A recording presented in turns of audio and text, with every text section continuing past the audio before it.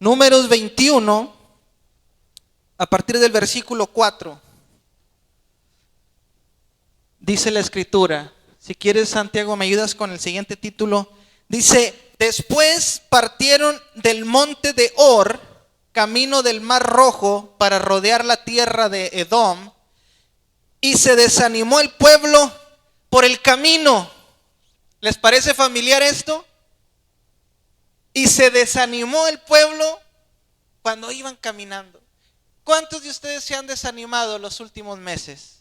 Uy, no. Si alguien les puede hablar de desánimo, aquí hay muchos que son expertos, que han pasado por esta situación infinidad de veces. Porque el desánimo es un enemigo constante, es un enemigo secreto que por ahí siempre aparece para tratar de debilitarte, para estorbarte a que cumplas el llamado y el propósito de Dios. El enemigo no está queriendo destruirte a ti tan solamente, él lo que quiere es destruir tu llamado.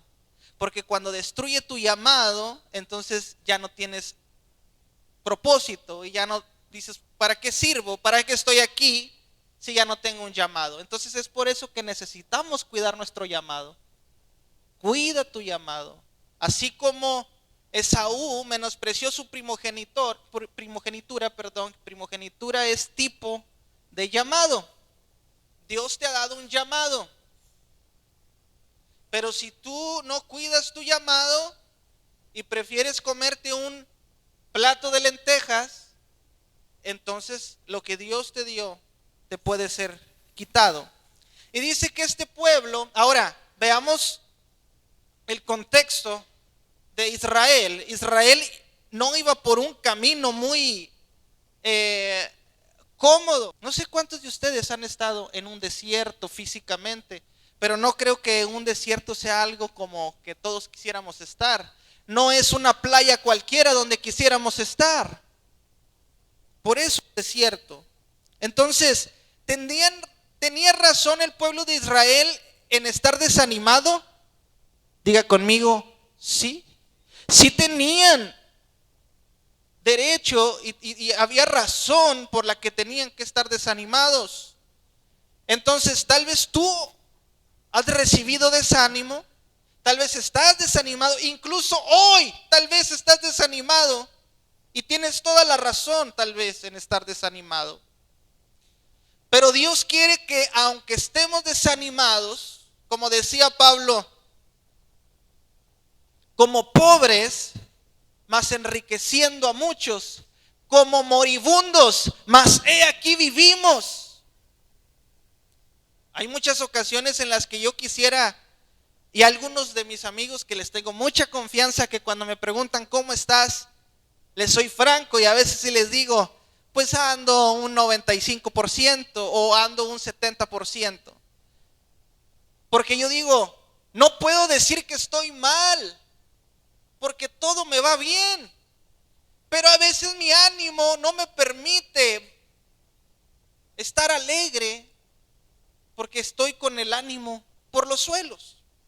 Entonces muchas de las veces tenemos todo, tenemos trabajo, tenemos familia, tenemos comida, tenemos ropa, tenemos coche, tenemos todo lo necesario, pero el ánimo está por los suelos. Entonces tal vez tienes derecho, tal vez hay muchas razones por las que estés desanimado. Dice versículo 5, y habló el pueblo contra Dios y contra Moisés. Tienes derecho a estar desanimado, pero no tienes derecho a ponerte en contra de Dios. Ellos tenían derecho y había razones por las cuales podían estar desanimados.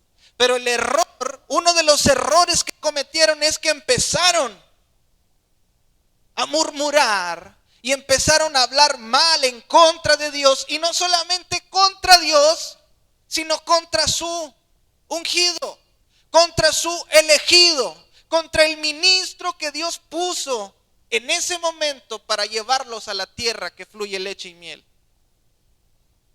Y Dios se enoja cuando hablamos en contra de Él, cuando blasfemamos, cuando le decimos a Dios, ¿por qué, Señor? ¿Por qué haces esto? Muchos han expresado que se han enojado con Dios, pero yo digo, ¿cómo me voy a enojar con Dios? No puedes. ¿Cómo te vas a poner con Sansón a las patadas? ¿Cómo es que te vas a enojar con Dios?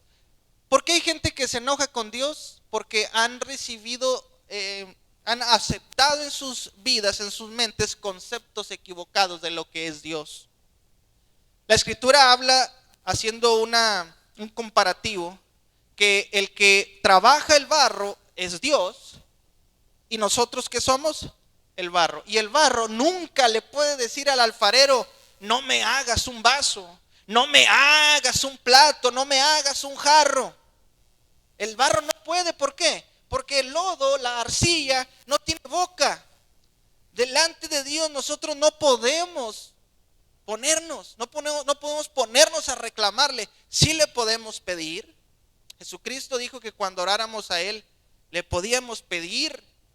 Jesucristo dijo, al que pide se le da, pero no al que exige. Como diciendo, tú, Señor, eres el que tienes la obligación de darme.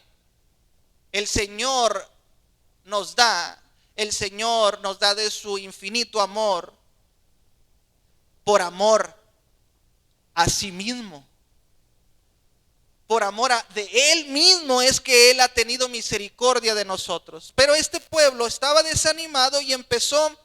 Ahora, pregunta, cuando usted está desanimado y empieza a criticar a los que no le ayudan, porque no es cierto que cuando estamos desanimados vemos a todos como enemigos, porque todos queremos que cuando estamos pasando por un momento difícil, todos volteen a vernos, que todo el mundo se detenga y entienda que estoy pasando por un desánimo. Y entonces cuando la gente no va a tu auxilio, empiezas a echar, no hombre, es que esto y que no, y si ya sabía que por eso, y dice que es mi amigo, y dice que es mi amigo, no es cierto, porque ahorita que lo necesito, y empezamos. Pero pregunta, cuando nosotros empezamos a hablar así, ¿encontramos alivio? ¿Verdad que no? Nos amargamos más. No encontramos solución a eso. Cuando estés desanimado y la gente no venga a tu auxilio, no creas que el hablar de ellos te va a ayudar. Dice, versículo 5, y habló el pueblo contra Dios y contra Moisés. ¿Por qué nos hiciste subir de Egipto para que muramos en este desierto? Pues no hay pan ni agua, y nuestra alma tiene fastidio de este pan. Órale, cuando empiezas a menospreciar las fuentes de bendición de Dios, cuando no puedes percibir que es Dios el que te está llevando por ese camino para moldear tu carácter, para moldear tu vida, y empiezas a decir, estoy harto, Señor. Estoy fastidiado, tengo fastidio de esta situación. Esto que me ofreces tú es aburrido. Los jóvenes, estoy fastidiado, tengo fastidio de la iglesia. Quiero pasar una buena tarde con mis amigos, una buena velada allá en la discoteca, allá con los camaradas. Tengo fastidio, mamá. Tengo fastidio, papá, que me quieras llevar a la iglesia. Tengo fastidio. Dice versículo 6, y Jehová envió entre el pueblo serpientes ardientes que mordían al pueblo, y murió mucho pueblo de Israel. Entonces el pueblo vino a Moisés y dijo, hemos pecado por haber hablado contra Jehová y contra ti. Ruega a Jehová que quite de nosotros estas serpientes. Y Moisés oró por el pueblo. Y Jehová dijo a Moisés, hazte una serpiente ardiente y ponla sobre un asta, y cualquiera que fuere mordido y mirare, diga conmigo, mirare. Y cualquiera que fuere mordido y mirare a ella, vivirá. Cualquiera que mirare a la serpiente que está colgada en esa asta, Mira. Y Moisés hizo una serpiente de bronce y la puso sobre una asta. Y cuando alguna serpiente mordía a alguno, miraba a la serpiente de bronce y vivía. Dios, cuando nosotros nos rebelamos contra Él, Él siempre nos va a pasar por situaciones que nos hagan entender que dependemos 100% de Él. O sea, como les digo, a lo mejor le debía haber puesto yo a mi título, no te pongas con Sansón a las patadas, porque a Dios no le vamos a ganar. Es mejor estar de su lado, porque Dios es un Dios misericordioso. Cuando David censó al pueblo, Dios se enojó, porque David censó al pueblo con una actitud de poder medir su poder y su influencia política. Entonces él empezó a ver, cuéntenme al pueblo a ver cuántos somos. Dios se enojó cuando hizo aquello, David, y le dijo, te voy a castigar. Y le dio Dios varias opciones. ¿Quieres que te entregue a tus enemigos? ¿Quieres que yo mande una peste que mate a los israelitas? Y David, ¿saben qué dijo? Que me juzgue Dios, porque Él puede tener misericordia de mí. Entonces Dios, cuando tiene que disciplinar, cuando Dios nos toma por hijos, nos disciplina, pero Dios es más misericordioso que la humanidad. Entonces, cuando tú o yo nos rebelamos contra Dios, el Señor nos va a disciplinar. Nos va a disciplinar. Pero si nosotros nos humillamos delante de Dios, Él va a dar una solución. Él va a dar una respuesta a nuestro clamor. Cuando ellos estaban desanimados y estaban murmurando, Dios les envió serpientes ardientes, venenosas, que los mordían y empezaron a morir. Pero cuando se arrepintieron, cuando se retractaron de su murmuración, cuando volvieron en sí y dijeron, no, pues a Dios no le vamos a ganar, entonces se humillaron y Dios les dio una solución de cómo podían sobrevivir. ¿Y cuál era la solución? Moisés levantó un asta con una serpiente de bronce. Cualquiera que era mordido. Ahora, me llama la atención que Dios no dijo, porque ¿cuántos saben que Dios es poderoso? Y porque si Dios es poderoso no mata al diablo y a todos felices. Porque si Dios es poderoso no nos hace buenos a todos y ya. ¿Por qué Dios no nos hizo como robots? Que con aplastarles un botón levantemos las manos y digamos gloria a Dios y aleluya. ¿Por qué no nos hizo como robots? Que seamos programados para que cualquiera, a ver Omar, ven, te voy a poner este botoncito y pum, gloria a Dios, gloria a Dios. A ver, le voy a poner un botoncito a Santiago para que diga aleluya, aleluya. ¿Por qué? Dios no nos hizo robots que con aplastarles un botón dijéramos aleluya y gloria a Dios. Porque si Dios es poderoso, no retiró a las serpientes. ¿Por qué las dejó ahí para que siguieran mordiendo? Mis hermanos, Dios puede quitar la serpiente que hay en tu vida, pero a veces la deja ahí porque quiere que sigas en humillación. Porque Dios, ¿a quién atiende? ¿Al altivo o al humilde? Y nosotros por naturaleza nos gusta ser altivos, nos gusta que nos den reconocimiento, nos gusta que se sometan a nosotros, nos gusta tener el control. Que lo que yo digo, o sea que nos gusta tener los pelos de la burra en la mano.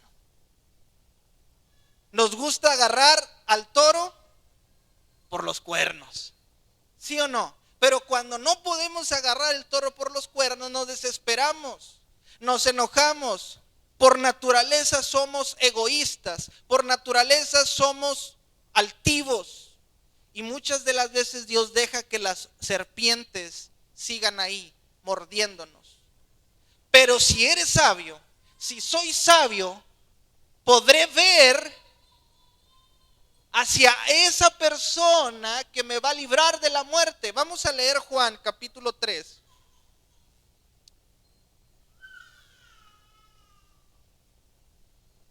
Juan, el Evangelio según San Juan,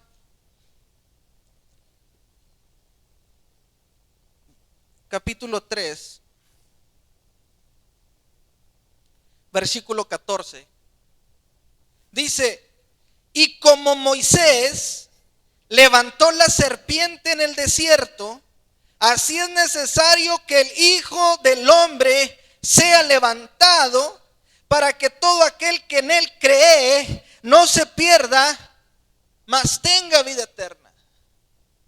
Entonces, esa serpiente de bronce que fue levantada en aquella asta era un símbolo de lo que venía a futuro con el plan redentor del Señor cuando Jesucristo fue levantado en una cruz. Y aunque hay serpientes ardientes que están listas para morderte, algunos hemos venido hoy heridos por una mordedura de serpiente. Hoy has venido, tal vez, hoy yo he venido, tal vez, mordido por una serpiente. ¿Una serpiente de qué? Una serpiente de tristeza, una serpiente de angustia, una serpiente de luto, una serpiente de duelo, una serpiente de desempleo, una serpiente de un hijo rebelde, una serpiente de un hijo que está en drogas, una serpiente de un divorcio, una serpiente de una separación. Pero hoy Dios dice, si volteas a ver a aquel que ha sido colgado en un madero, vivirás. Vivirás si hoy tú volteas y ves al que ha sido colgado en un madero, porque Juan 3:14 dice que como Moisés levantó a la serpiente, así fue necesario que el Señor Jesús fuera levantado en un madero, para que el que en él crea no se pierda, mas tenga vida eterna. ¿Y qué hay que hacer? Solamente voltear tu mirada y ver al Salvador. Dice Isaías 45:22.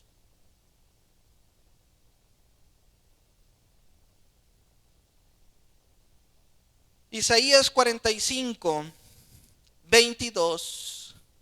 Mirad a mí y sed salvos todos los términos de la tierra, porque yo soy Dios y no hay más. Dice Dios, mira a mí, mirad a mí y sed salvos. ¿Qué es lo que nos va a permitir ser salvos? Mirar a Dios, mirar a Jesucristo, mirad al Redentor, al Salvador. Necesitamos mirar a Dios. Ahora, mirar es algo difícil. ¿No es cierto que todo aquel que no es ciego puede ver? Si tú te digo, mira, volteas y ves. No tienes que ir a una escuela o a una academia o una universidad para estudiar cómo ver. Todos pueden ver. Cualquiera, hasta el niño más pequeño que me está viendo ahora puede ver. Él no fue a la universidad o a Harvard para estudiar cómo ver.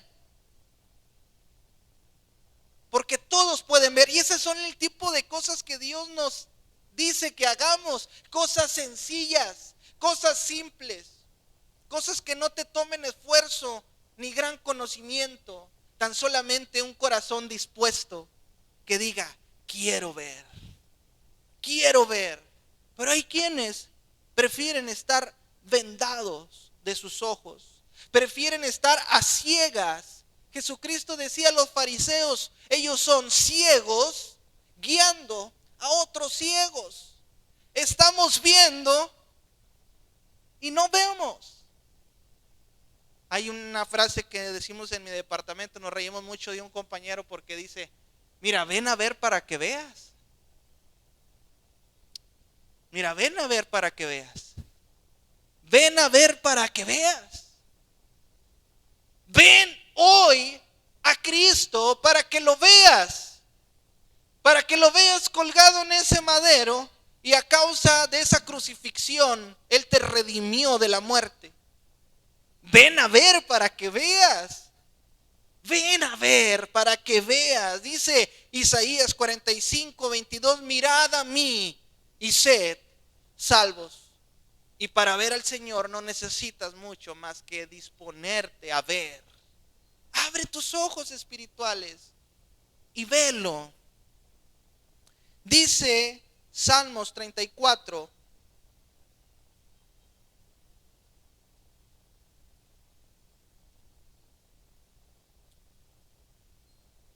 5. Salmos 34, 5. Los que miraron a él fueron alumbrados y sus rostros no fueron avergonzados. Los que miraron a él. Necesitamos ver. El príncipe de la predicación, Charles Spurgeon, 1850, iba un domingo a su iglesia. Él fue bautista. Iba a su iglesia un día muy frío, un día de mucha nieve, y a causa de la nieve no pudo llegar a su servicio y se desvió por un camino, y estaba una pequeña iglesia metodista a la cual entró. Charles Spurgeon, un predicador inglés de los 1850, él tenía algunos 15 años de edad aproximadamente. Y entró a aquella pequeña iglesia y resultó que el predicador de aquella mañana tampoco había llegado a su iglesia a causa de lo difícil que era transitar por la nieve. Entonces, cuando ya estaban a punto de empezar y no había predicador, dicen, y se miran uno al otro los hermanos, a ver, órale ver, tú predica. Y se levanta aquel hombre a predicar. Y Charles Spurgeon, como no era de esa iglesia, él se quedó a la entrada y estaba ahí recargadito en la entrada de la iglesia. Y aquel hombre que se levantó aquella ocasión, como no tenía experiencia en predicar, él solamente leyó Isaías 45, 22 y decía: mirad a mí y sed salvos. Mirad a mí y sed salvos todos los términos de la tierra, porque no hay Dios fuera de mí. Porque yo soy Dios y no hay más. Y así estaba diciendo una y otra vez: mirad a mí y sed salvos. Como no sabía predicar, decía solamente esta frase una y otra vez: mirad a mí y sed salvos. Mirad a mí y sed salvos. Y ve a Charles Spurgeon por allá atrás y le dice: joven, parece que eres desdichado, parece que eres infeliz. Y seguirás siendo desdichado e infeliz a menos que voltees a ver a Cristo. Mira y ve a Dios y sé salvo. Mira, ve a Cristo y sé salvo. Joven, parece que eres infeliz. Y seguirás siendo infeliz toda tu vida a menos que entregues tu vida al Señor. Y aquella mañana Charles Spurgeon dice que hizo su confesión de fe y se entregó al Señor. Dice versículo 8, y con esto quiero terminar. ¿Qué horas son? ¿Alguien que me puede decir la hora? 12:34. Excelente tiempo.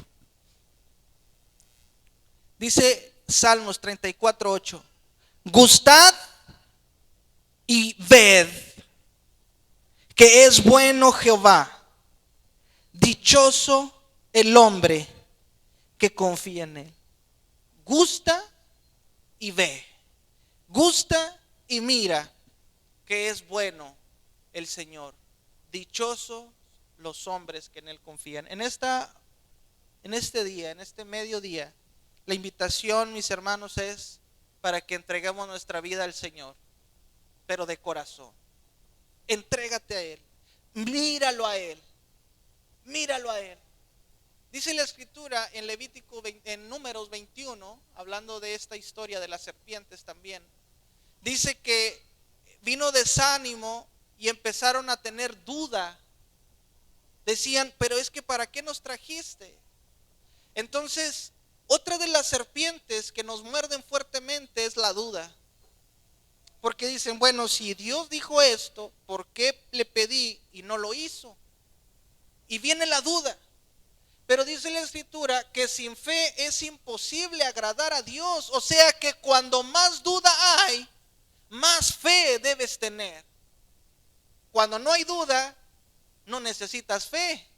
¿Cuándo es que necesitas la fe? Cuando hay duda. Porque si no hubiera duda, pues ¿para qué necesitas asirte de la fe? Tómate de la fe fuertemente cuando más grande sea la duda. Cuando más digas, Señor, es difícil para mí esta situación, no sé si voy a salir adelante. Tómate fuertemente de la fe, porque sin fe es imposible agradar a Dios. Pero el que se acerca a Dios, es necesario que crea que le hay. Es necesario que crea que Él existe y que es galardonador de los que le buscan. ¿Tenemos duda de que Dios esté con nosotros? Tal vez, muchas veces dudaremos de que Dios esté con nosotros. Pero cuando más fuerte te muerda la serpiente de la duda, tómate fuertemente de la fe. Porque no es por obras para que nadie se gloríe, sino por fe, sino por gracia. Gustad y ved que bueno es Dios. Dichoso el hombre que confía en Él.